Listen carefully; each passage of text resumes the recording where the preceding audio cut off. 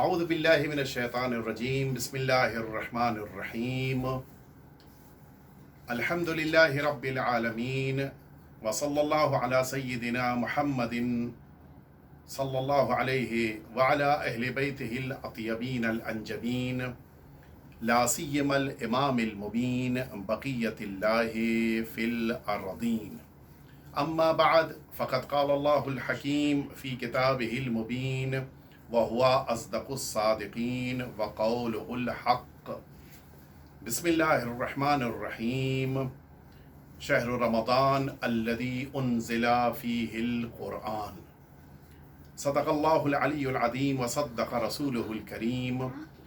میرے محترم ناظرین کرام، بڑی مسرتوں اور خوشیوں کا موقع ہے۔ ماہ مبارک رمضان کا آغاز ہو چکا ہے۔ عبادتوں کا مہینہ، اللہ کی بارگاہ میں بندگی کا مہینہ، دعاؤں کا مہینہ، مناجات کا مہینہ، اللہ سے لو لگانے کا مہینہ، اللہ کی بارگاہ میں فریاد کرنے کا مہینہ، اللہ سے حاجتیں لینے کا مہینہ، اور ان سب کے درمیان اپنے نفس کے تزکیے کا مہینہ، اپنی تربیت کرنے کا مہینہ۔ معمولاً انسان کچھ حاصل کرنے کے لیے دوسرے کے پاس جاتا ہے، دوسرے سے پوچھتا ہے، ٹریننگ لینے کے لیے دوسرے سے حاصل کرتا ہے۔ لیکن یہ وہ مہینہ ہے کہ جس مہینے میں انسان خود کی اصلاح کرتا ہے۔ انسان ٹیچر بھی خود کا بنتا ہے، یعنی ٹیوٹر بھی وہی ہے کہ جو اسٹوڈنٹ ہے، ٹیچر بھی وہی ہے کہ جو اسٹوڈنٹ ہے۔ خود اپنے نفس کے لیے انسان مربی بن جاتا ہے، اپنے نفس کی اصلاح کرتا ہے۔ اور جب اس مہینے کو پروردگار نے اصلاح نفس کا مہینہ قرار دیا ہے، ہمیں اپنے اندر چینجنگ لے کر آنا ہے، ہمیں خود کو تبدیل کرنا ہے۔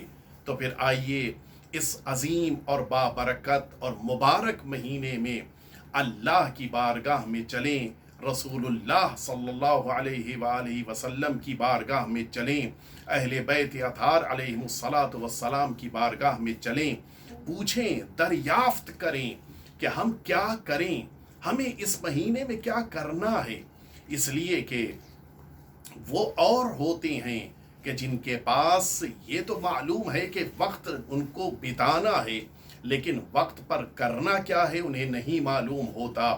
یہ مہینہ اہل بیت اطہار نے ہمیں بتایا ہے کہ تمہیں پورے مہینے کیا کرنا ہے، کیا کیا تبدیلی اپنے اندر لے کر آنی ہے، کیا کیا چیزیں تمہیں اختیار کرنی ہیں۔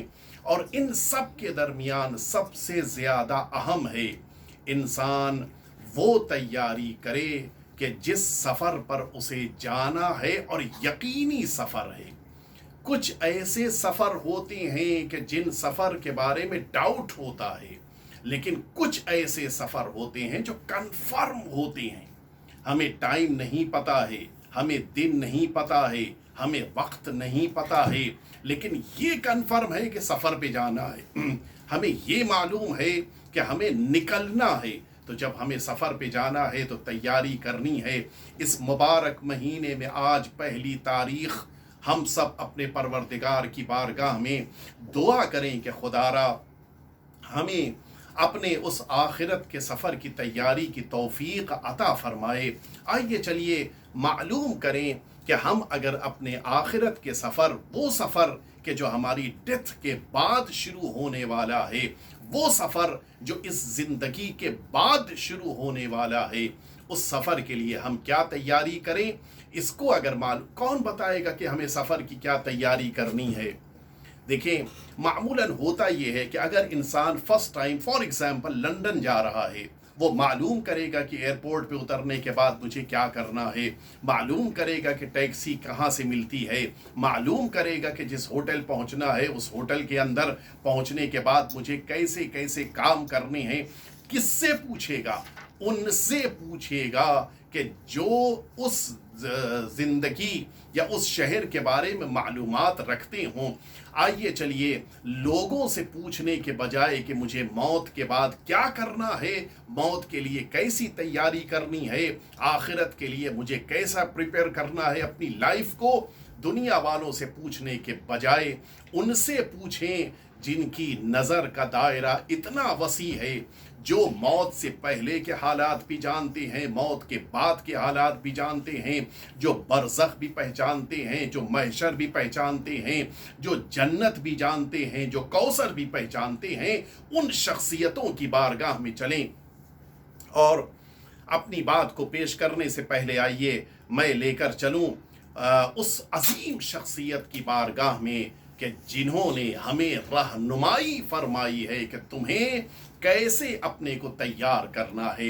रवायत है किताब मुस्तदरक सफ़ीनतुल बिहार, ये आयतुल्लाह शेख नमाजी अलैहि रहमत व रिज़वान की लिखी हुई किताब। बड़े अच्छे आलिम दीन गुजरे हैं, मैंने उनसे दर्स हासिल किया है। आयतुल्लाह शेख नमाजी अलैहि रहमत व रिज़वान बड़े जलीलुल क़द्र आलिम दीन गुजरे हैं। उन्होंने इस किताब में एक रवायत लिखी है। किताब में रवायत का रावी है लुब्बुल लुबाब। रवायत कहती कि अन लुब्बिल लुबाब जाअ रजुलुन इला नबी सल्लल्लाहु अलैहि व आलिहि वसल्लम। एक शख्स हुजूर ख़त्मी मर्तबत हज़रत मोहम्मद मुस्तफ़ा सल्लल्लाहु अलैहि व आलिहि वसल्लम की खिदमत अक़दस में हाजिर हुआ। फ़क़ाल लहू, उसने आकर कहा कि या रसूल अल्लाह अतअज़नु ली अन अतमन्नल मौत। या रसूल अल्लाह, क्या मुझे इजाज़त आप देते हैं कि मैं मौत की तमन्ना करूं?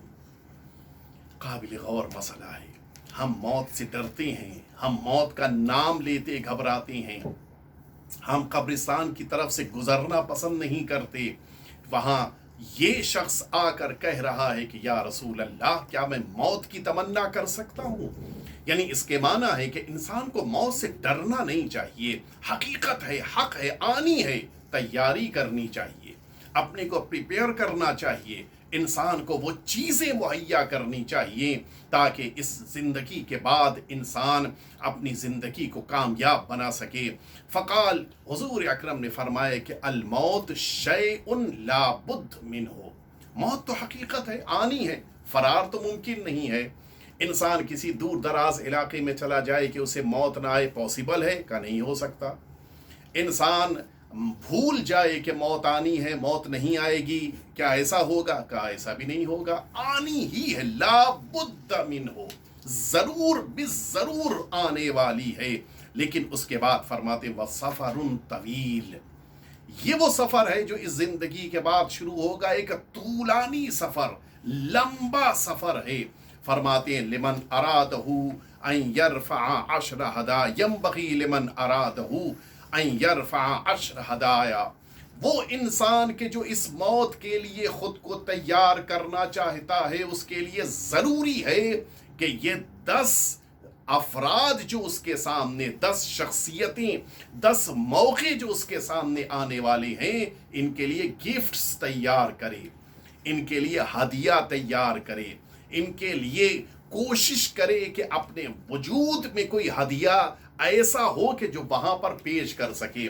मैं पूछना चाहूँगा अपने नाजरीन से, अगर ये 10 मौक़े हैं कि जहाँ पर इंसान को हदिया लेकर जाना है, आप ज़रा सोचें, अगर इन 10 मौक़ों के लिए इंसान अपने कफ़न में हदिया और गिफ्ट लेकर जा रहा हो, कितना भारी हो जाएगा कफ़न?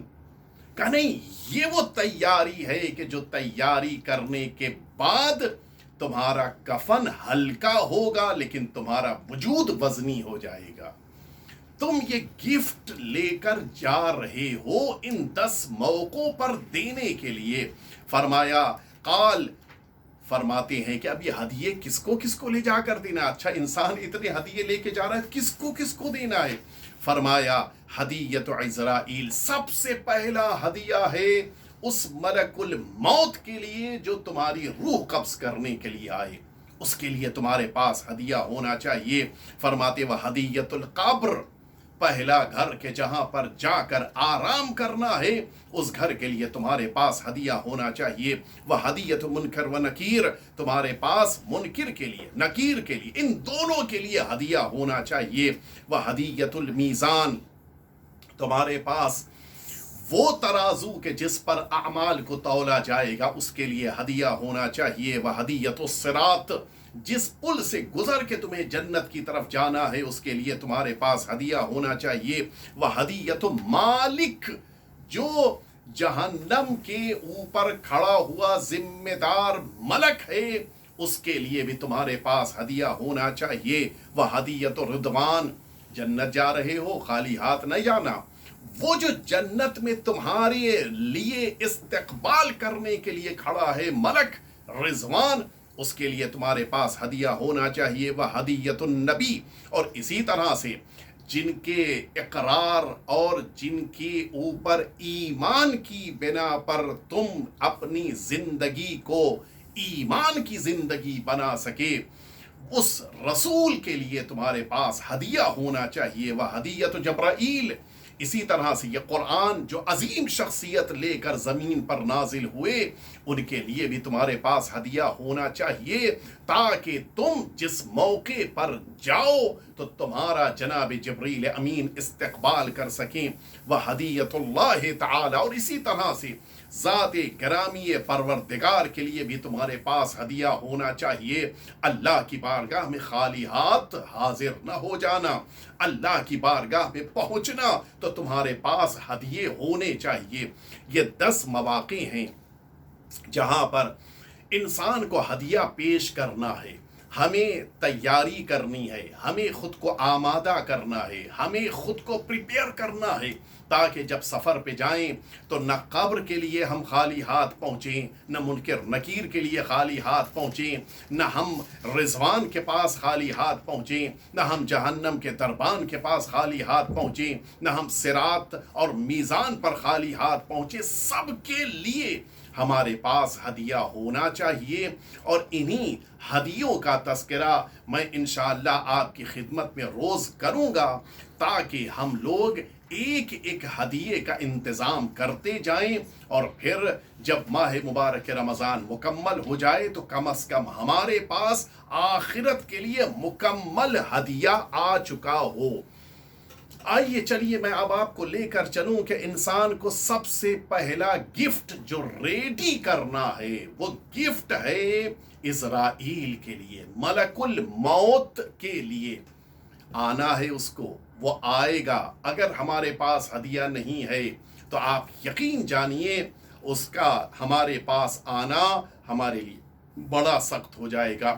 الہدیۃ تورث المودہ، حضور اکرم ہی نے فرمایا ہے کہ یہ ہدیہ ہے جو انسان کے دل میں محبت پیدا کر دیتا ہے. تحادوا تحابوا، فرمایا ہدیے دو تاکہ دلوں میں محبت پیدا ہو جائے. اگر چاہتے ہو کہ ملک الموت کے لیے تمہارے پاس ہدیہ تیار ہو تو یہ 4 چیزیں ہیں جو تم اپنے نفس کے اندر اصلاح نفس کے طور پر اپنی نفس کی ٹریننگ کے ذریعے سے یہ 4 چیزیں تم ایز اے گفٹ ریڈی کر سکتے ہو. میں شروع ہی میں عرض کر دوں یہ جو 10 مواقع ہیں جہاں پر انسان کو ہدیہ پیش کرنا ہے، ہر موقع کے لیے 4 چیزیں ہیں جنہیں ہمیں پریپیئر کرنا ہے، جنہیں ہمیں ریڈی کرنا ہے. گفٹ پیک انسان کو موت کے بعد ریڈی نہیں کرنا ہے، موت سے پہلے آج اور کل ریڈی کرنا ہے. سب سے پہلا مرحلہ فرمایا اگر چاہتے ہو کہ اسرائیل کے لیے تم گفٹ ریڈی کرو تو تمہاری ذمہ داری ہے کہ ہدیت اسرائیل کیا ہے. اما ہدیت اسرائیل 4 اشیاء، 4 چیزیں ہیں. فرمایا سب سے پہلی چیز جو تمہارے لیے ضروری ہے کہ تم اسرائیل کے لیے تیار کرو، رداء الخصما. سب سے پہلا مرحلہ ہے جن لوگوں کو تمہارے ساتھ نیک زندگی گزارنی تھی لیکن کسی وجہ سے وہ تم سے ناراض ہو گئے، ان لوگوں کو تم راضی کرو. جن کا حق تمہاری گردن پر تھا، تمہارے پڑوس میں رہنے والا، تمہارے گھر میں رہنے والا، تمہارے خاندان میں رہنے والا، تمہارے رشتہ داروں میں رہنے والا، یہ جتنے بھی افراد ہیں ان سب کو راضی کرتے جاؤ تاکہ تم اس ملکل موت کے لیے ہدیہ تیار کرو۔ آپ اگر غور کریں، میں صرف ایک واقعہ عرض کر کے اپنی بات کو آج مکمل کروں گا، بقیہ انشاءاللہ یہ گفٹ کل اور پرسوں اور پھر ہر روز آپ کی خدمت میں عرض کیے جائیں گے۔ انسان کا جس کی گردن پہ حق ہوتا ہے اس کو راضی رکھنا انسان کی ذمہ داری ہے۔ شیخ رجب علی خیاط علیہ الرحمت والرضوان کا نام آپ سب نے سنا ہوگا۔ یہ بڑے عظیم انسان، ایک عارف باللہ انسان گزرے ہیں۔ اس مشہد مقدس میں جس زمانے میں آپ کا قیام تھا، جو سب سے بڑا بلڈر اس شہر مشہد مقدس کا تھا، وہ ایک بار آپ کے پاس آیا۔ تقریباً جتنے ٹاور اور بلڈنگز اس زمانے میں اس مشہد مقدس میں تیار ہوئے تھے، ان میں آدھے سے زیادہ کا وہ خود مالک تھا۔ آیا، آغا بڑی مشکلات میں ہوں، پیسہ ختم ہو چکا ہے، سارے بینک کا بیلنس ختم ہو گیا ہے، چیک باؤنس ہو رہے ہیں، اور کل میرے خلاف چونکہ مقدمہ ہو چکا ہے اور چیک باؤنس ہو چکے ہیں، کل میں زندان میں جانے والا ہوں، بالکل بس ایک رات بچی ہے، مجھے بچا لیجئے۔ شیخ رجب علی خیاط نے کہا اپنی زندگی پہ غور کرو، کہیں نہ کوئی تم نے ایسا کام کیا ہے کہ یہ سب مشکلات تمہارے سر پہ آئی ہیں۔ غور کریں آپ، مشکلات خود ہماری وجہ سے آتی ہیں، تم نے کچھ کیا ہوگا۔ اس نے انکار کیا، نہیں میری زندگی بڑی اچھی زندگی ہے، میں نے کبھی کسی کا حق نہیں مارا ہے، کبھی کسی کو ستایا نہیں ہے، کبھی کسی کو تکلیف نہیں پہنچائی ہے، جو معمولاً ہر انسان شروع میں اپنے لیے پیش کرتا ہے۔ شیخ رجب علی خیاط نے کہا کہ اگر چاہتے ہو کہ تمہارا کام حل ہو جائے اور تم یہ کہتے ہو کہ تم نے کسی کو تکلیف نہیں پہنچائی ہے، کیا تمہیں احساس ہے کہ تمہاری سگی بہن تم سے ناراض ہے؟ اب اسے احساس ہوا کہ واقعاً شیخ رجب علی خیاط کو ساری بات پتا ہے۔ کہا میری بہن ناراض ہے، کیوں؟ کا وجہ یہ ہے کہ جب باپ کی میراث کو تقسیم کیا جا رہا تھا، میں نے اپنی بہن کو اس کا حق نہیں دیا تھا، دیا ہی نہیں تھا، میراث میں جو اس کا حق تھا میں نے دیا ہی نہیں تھا، آج ناراض ہے۔ کہ اس کو راضی کرو، کل کی مشکل سے بچ جاؤ گے۔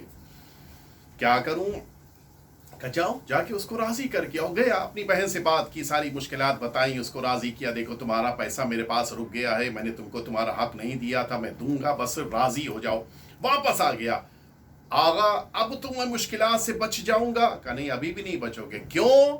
کہ اس لیے کہ تم نے اس کو بات منوا لی ہے لیکن اس کو راضی نہیں کیا ہے، خوش نہیں کیا ہے۔ آغا بتائیے کیسے وہ خوش ہوگی؟ کہا وہ تب خوش ہوگی جب اپنے ان گھروں میں سے ایک گھر تم اس کے حوالے کر دو۔ سارے گھر رکے ہوئے تھے، کوئی خریدنے والا ہی نہیں آ رہا تھا۔ سب سے بڑی مشکل یہی ہوتی ہے ایک بلڈر کے لیے کہ کوئی خریدنے نہیں آ رہا ہے، کہ ایک گھر اپنی بہن کے حوالے کر دو۔ کہ آپ تو جانتے ہیں، شیخ رجب علی خیاط سے وہ کہتا اچھا یہ لوگ بھی اتنی جلدی تو اب بات نہیں ماننے والے۔ کہتا ہے کہ آپ تو جانتے ہیں کہ یہ گھر میں اکیلا تو نہیں ہوں، میں کئی لوگوں کے ساتھ مل کے کام کر رہا ہوں، میں کیسے دے سکتا ہوں؟ شیخ رجب علی خیاط جو عارف تھے، جو جانتے تھے اندر کا حال، کہ تم سب سے یہ بات کہہ سکتے ہو، مجھ سے تو نہیں کہہ سکتے، میں تو جانتا ہوں کہ ہر بلڈنگ میں تمہارا ایک پرسنل گھر بھی ہے، تم نے خود اپنا ایک گھر رکھا ہے، اس میں سے ایک گھر دے دو اس بہن کو۔ کہ اچھا ٹھیک ہے، آپ سنیں۔ گیا اپنی اس بہن کو اس نے پیپرز دیے کہ یہ گھر آج سے تمہارا، تم راضی ہو جاؤ، اور پھر واپس آیا اور واپس آ کے کہتا ہے کہ اب میں مشکلات سے نجات پا جاؤں گا۔ کہاں اب نجات پا جاؤ گے۔ اگلے دن اس کے گھر بھی بک گئے، صبح ہونے سے پہلے اس کے پاس بینک میں بیلنس بھی آ گیا، اس کو کورٹ بھی نہیں جانا پڑا، زندان بھی نہیں جانا پڑا۔ کیوں؟ اس لیے کہ جب انسان جس کا حق گردن پہ ہو وہ ناراض ہو، اس کو خوش کرے، دنیا میں بھی کامیاب ہوتا ہے، اور سب سے پہلا گفٹ بھی ریڈی ہو جاتا ہے ملک الموت کے لیے۔ ماہ مبارک رمضان کا آج پہلا دن ہے، آئیے پروردگار کی بارگاہ میں یہ عہد کریں، وعدہ کریں، پروردگار جن کا حق میری گردن پہ ہے میں ان کے حق کو ادا کر کے اپنے لیے اپنی اس زندگی کے لیے جو میری اس زندگی کے بعد شروع ہونے والی ہے اس زندگی کے لیے میں آرام اور آسودگی کو اختیار کرنا چاہتا ہوں. اور آئیے پروردگار کی بارگاہ میں اس وعدے کے ساتھ ہم حقدار کے حق کو ادا کریں گے تاکہ اسرائیل کے لیے پہلا ہم گفٹ ریڈی کر سکیں. پروردگار کی بارگاہ میں دعا کریں خدا را اس مقدس مہینے میں تیری بارگاہ میں عاجزانہ التماس ہے کہ خدا را ہمارے آقا اور مولا کے ظہور میں تعجیل فرما. پروردگار اس مہینے میں اپنے نفس کی تربیت اور اس گفٹ کو اور بقیہ گفٹس کو ریڈی کرنے کی ہمیں توفیق عنایت فرما. خدا را ہم سب کی کمیوں کی اصلاح فرما، ہماری عبادتوں کو قبول فرما اور اس مبارک مہینے میں اپنا بندہ بننے کی توفیق قرار فرما. وصلی اللہ علی سیدنا محمد وآلہ الطیبین الطاہرین.